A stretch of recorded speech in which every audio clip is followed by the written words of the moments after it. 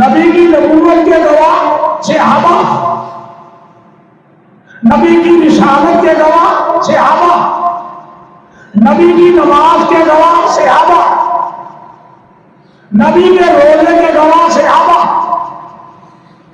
نبی کی زکات کے گواہ صحابہ، نبی کے شب و روز کے گواہ صحابہ، نبی کے معمولات زندگی کے گواہ صحابہ، نبی کو نماز پڑھتے ہوئے صحابہ نے دیکھا، نبی کو روزہ رکھتے ہوئے صحابہ نے دیکھا، نبی کو حج کرتے ہوئے صحابہ نے دیکھا، نبی کو جہاد کرتے ہوئے صحابہ نے دیکھا، بدر کے گواہ صحابہ، احد کے گواہ صحابہ، خندق کے گواہ صحابہ، حنین کے گواہ صحابہ، حدیبیہ کے گواہ صحابہ۔ اللہ کے محترم، الحمدللہ نحمدہ ونستعینہ ونستغفرہ ونؤمن بہ ونتوکل علیہ ونعوذ باللہ من شرور انفسنا ومن سیئات اعمالنا من يهده الله فلا مضل له ومن يضلل فلا هادي له نشهد ان لا اله الا الله وحده لا شريك له ونشهد ان محمدا عبده ورسوله ارسله بالحق بشيرا ونذيرا بين يدي الساعه من يطع الله ورسوله فقد رشد وهدى ومن يعص الله ورسوله فقد ضل وغوى فإنه لا يضر إلا نفسه ولا يضر الله شيئا اللهم صل على محمد وعلى آل محمد كما صليت على إبراهيم وعلى آل إبراهيم إنك حميد مجيد اللهم بارك على محمد وعلى آل محمد كما باركت على إبراهيم وعلى آل إبراهيم إنك حميد مجيد اللهم انفعنا بما علمتنا وعلمنا ما ينفعنا وزدنا علما سبحانك لا علم لنا إلا ما علمتنا إنك أنت العليم الحكيم رب إني أعوذ بك من همزات الشياطين وأعوذ بك رب أن يحضرون أما بعد فإن خير الحديث كتاب الله وأحسن الهدي هدي محمد صلى الله عليه وآله وأصحابه وسلم وشر الأمور محدثاتها كل محدثة بدعة كل بدعة ضلالة كل ضلالة في النار رب اشرح لي صدري ويسر لي أمري واحلل عقدة من لساني يفقهوا قولي رب زدني علما اللهم رب اشرح لي صدري ويسر لي أمري واحلل عقدة من لساني يفقهوا قولي رب زدني علما رب زدني علما أما بعد فقد قال الله تعالى في القرآن المجيد والفرقان الحميد أعوذ بالله السميع العليم من الشيطان الرجيم بسم الله الرحمن الرحيم محمد رسول الله والذين معه أشداء على الكفار رحماء بينهم تعاون ركعا سجدا يبتغون فضلا من الله ورضوانا سيماهم في وجوههم من اثر السجود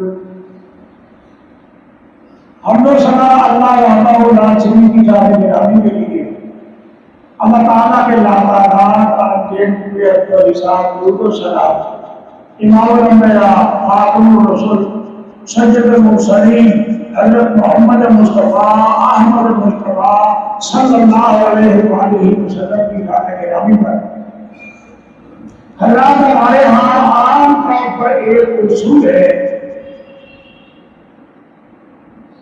کہ جو شخص کوئی دعویٰ کرتا ہے اس دعوے کو ثابت کرنے کے لیے گواہ اور شہود اس کے ذمہ ہوتے ہیں۔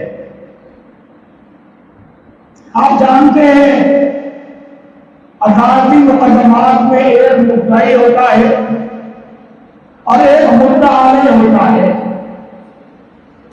ثبوت پیش کرنا اور گواہ پیش کرنا یہ مدعی کا کام ہوتا ہے، اور اللہ کے رسول نے فرمایا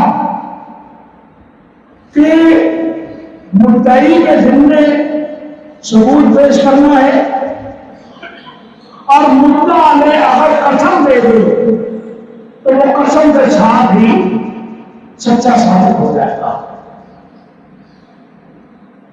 جو آیت کریمہ آپ کی خدمت میں تلاوت کی گئی ہے 26ویں پارے میں سورہ بقرہ کے آخری رکوع کی آخری آیت کا کچھ حصہ آپ کی خدمت میں تلاوت کیا ہے۔ اس آیت کریمہ میں اللہ تعالیٰ نے ایک دعویٰ پیش کیا ہے، اللہ نے ایک اعلان کیا ہے، اور وہ اعلان یہ ہے کہ محمد صلی اللہ علیہ وسلم اللہ کے رسول ہیں۔ یا اللہ تیرے اس دعوے کا ثبوت کیا ہے؟ کس طریقے سے ہمیں پتہ چلے گا کہ محمد سچ مچ تیرا رسول ہے؟ اللہ تعالیٰ نے جواب میں فرمایا کہ میرے نبی کی نشانت کا سب سے بڑا ثبوت والذین معہ، وہ لوگ جو اس کے ساتھ ہیں، ان اس کے صحابہ ہیں۔ محمد مصطفیٰ کی رسالت کے گواہ صحابہ ہیں۔ ان کی نشانیاں کیا ہے؟ ان کی خوبیاں کیا ہے؟ ان کی خصوصیات کیا ہے؟ فرمایا کہ اشداء علی الکفار، کافروں کے مقابلے میں بہت سخت ہیں، رحماء بینہم، آپس میں بہت رحم بھی ہیں۔ وہ کافروں کے مقابلے میں سخت ہیں اور آپس میں بہت رحم بھی ہیں۔ تراہم رکعاً سجداً، ان کی تیسری علامت یہ ہے وہ کبھی اللہ کے سامنے رکوع کر رہے ہوتے ہیں اور کبھی اللہ کے سامنے سجدے کر رہے ہوتے ہیں۔ یا اللہ ان رکوع اور سجدوں کا مطلب کیا ہے؟ فرمایا یبتغون فضلا من اللہ ورضوانا، ان کے رکوع اور ان کے سجدے اس لیے ہوتے ہیں کہ ان کو اللہ کا فضل اور اللہ کی رضا حاصل ہو جائے۔ سیماہم فی وجوہہم من اثر السجود، ان کی پیشانیوں پر سجدے کر کر کے نشانات پڑے ہوتے ہیں۔ یہ حضرات صحابہ کے نام ہیں جن کو اللہ تعالیٰ نے اپنے نبی کی نبوت کے لیے بطور گواہ پیش کیا ہے۔ سادہ سی بات ہے، نبی کی نبوت کے گواہ صحابہ، نبی کی رسالت کے گواہ صحابہ، نبی کی نماز کے گواہ صحابہ، نبی کے روزے کے گواہ صحابہ، نبی کی زکات کے گواہ صحابہ، نبی کے شب و روز کے گواہ صحابہ، نبی کے معمولات زندگی کے گواہ صحابہ، نبی کو نماز پڑھتے ہوئے صحابہ نے دیکھا، نبی کو روزہ رکھتے ہوئے صحابہ نے دیکھا، نبی کو حج کرتے ہوئے صحابہ نے دیکھا، نبی کو جہاد کرتے ہوئے صحابہ نے دیکھا۔ بدر کے گواہ صحابہ، احد کے گواہ صحابہ، خندق کے گواہ صحابہ، حنین کے گواہ صحابہ، حدیبیہ کے گواہ صحابہ۔ اللہ کے محترم، قرآن ہونے کے گواہ صحابہ،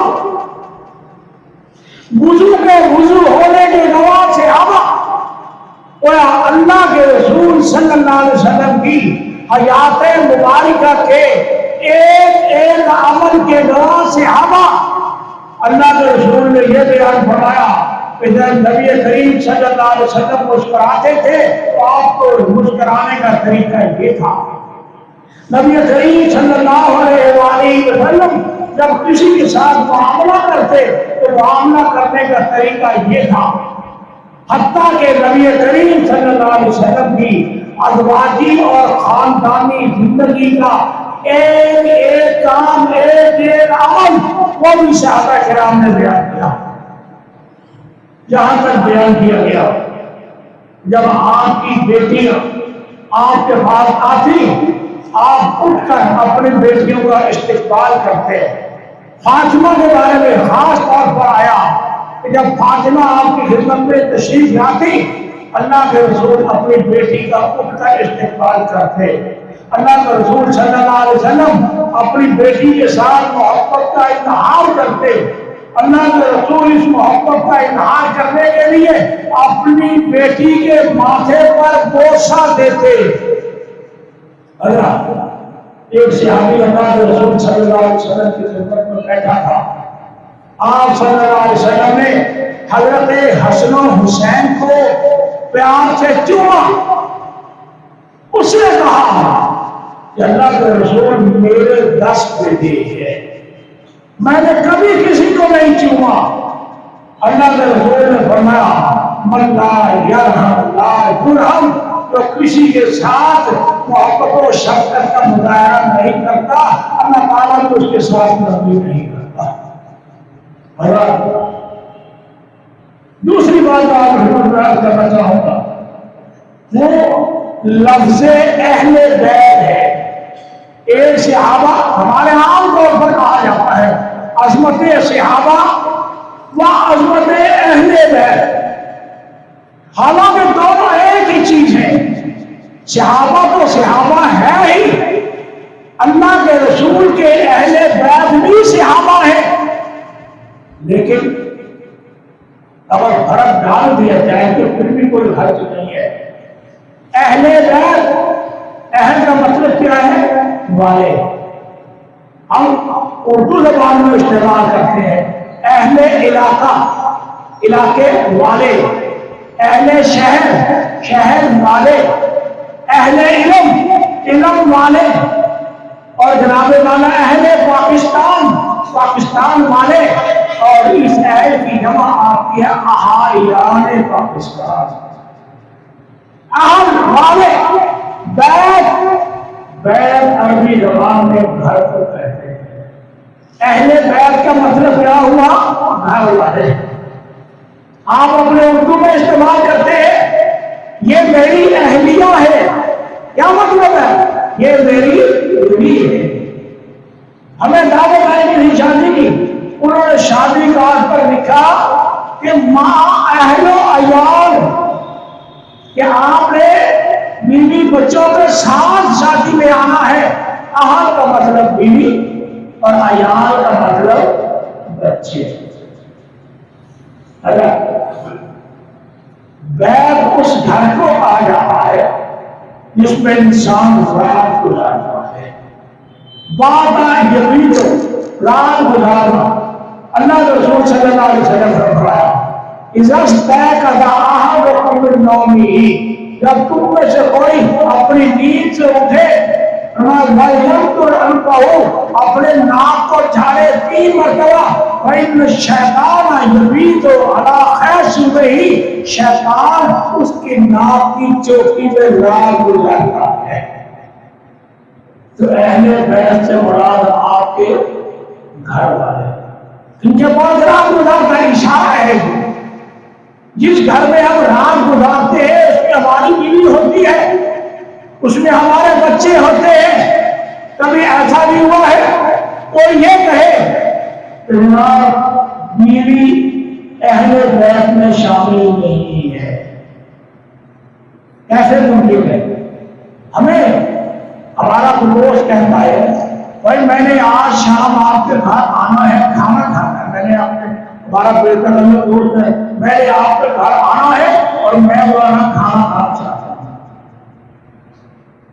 اتفاق ہے کہ آپ کی بیوی گھر میں نہیں ہے، وہ اپنے ماں باپ کے پاس گئی ہوئی ہے، آپ کیا کہیں گے؟ بھائی آج نہیں پھر کسی دن سے ہی۔ اس کو کہتا آج کیوں نہیں؟ کہ آج بھی گھر والے گھر پر نہیں ہے، گھر والے گھر پر نہیں ہے۔ اللہ کے رسول صلی اللہ علیہ وسلم نے اپنی حیات مبارکہ میں 11 نکاح کیے، 11 نکاح کیے، اور جب آپ دنیا سے تشریف لے گئے تو آپ کی 9 ازواج مطہرات زندہ تھی، 9 اہل اور 9 آپ کے ازواج مطہرات زندہ تھی۔ مسجد نبوی کے ساتھ ساتھ ان کے حجرے تھے، حجرا کمرے کو کہا جاتا ہے، چھوٹے چھوٹے گھر تھے، اور اگر ہم اس کی جو پیمائش بیان کی گئی ہے اس پیمائش کو ہم اپنے سامنے رکھیں تو وہ 3-3 4-4 مرلے کے گھر تھے، تو بہت زیادہ نہیں تھا کرنا، اور رسول اللہ کنالوں کا مال بنا رکھا تھا۔ 3 سے 4 مرلے تک کا رقبہ بیان کیا جاتا ہے۔ دروازہ ہے، آگے چھوٹا سا صحن ہے، آگے برآمدہ ہے، اور آگے ایک کمرہ ہے۔ یہ بیان کیا گیا ہے روایات میں اللہ کے رسول کے گھر کے بارے میں۔ آپ کی ازواج مطہرات 9 تھی۔ ہمارا وہ بھائی جو اہل بیت کے بارے میں مفاہمت پیدا کرتے ہیں، وہ کہتے ہیں کہ آپ کی بیوی صرف ایک تھی، وہ باقی آپ کو آپ کی بیویاں ماننے کے لیے تیار نہیں ہے، جبکہ اللہ تعالیٰ نے قرآن مجید میں یا ایھا النبی سورہ الاحزاب پارہ نمبر 22 سیکنڈ لاسٹ کو پہلی آیت اس کی یا ایھا النبی کل ازواجک کا جمع کا لفظ استعمال کیا گیا، اے نبی اپنی بیویوں سے کہہ دو۔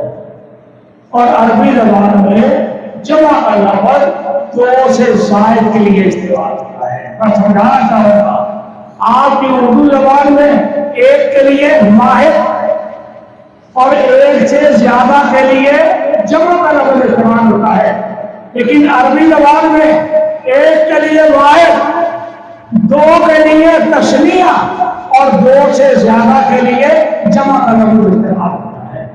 یہاں اللہ تعالیٰ نے جمع کا لفظ استعمال کیا ہے، یا ایھا النبی کل ازواجک کا، وہ آپ کی ایک بیٹی کا مانتے ہیں، 3 بیٹیوں کا انکار کرتے ہیں۔ اللہ تعالیٰ فرماتے ہیں وَمَنْ نَازِكَ، اے نبی اپنی بیٹیوں سے بھی کہہ دو، بیٹیوں کے لیے بھی جمع کا لفظ استعمال ہوا۔ حضرت آپ کی اہلیت میں کروا ہماری ماں حضرت عائشہ صدیقہ رضی اللہ عنہا طاہرہ مطہرہ، اللہ تعالیٰ نے ان کی عظمت کو قرآن پاک میں بیان کیا۔ کیسے بیان ہوا؟ ان پر ایک الزام لگا، سفر سے واپس آتے ہوئے کچھ دیر کے لیے وہ راستے میں رک گئی کسی وجہ سے، یاد رکھو الزام لگا دیا، تجھے خدا نہ خواستہ یہاں پر کاری حضرت الزام لگا حضرت یوسف علیہ السلام، لگانے والے بھی زمین والے تھے، گواہی کا انتظام بھی اللہ تعالیٰ نے زمین والے سے کیا۔ زمین والوں نے الزام لگایا، الزام کا جواب بھی اللہ نے ایک چھوٹے بچے کے ذریعے دیا۔ الزام لگا حضرت مریم علیہ السلام پر، ایک نبی کی ماں تھی وہ، الزام لگایا زمین والوں نے۔ اللہ تعالیٰ نے حضرت مریم کی صفائی کا بندوبست کیا زمین والوں کے ذریعے، لیکن جب باری آئی میری اور آپ کی ماں کی ام المؤمنین حضرت عائشہ صدیقہ رضی اللہ عنہا کی، الزام لگانے والے زمین والے تھے۔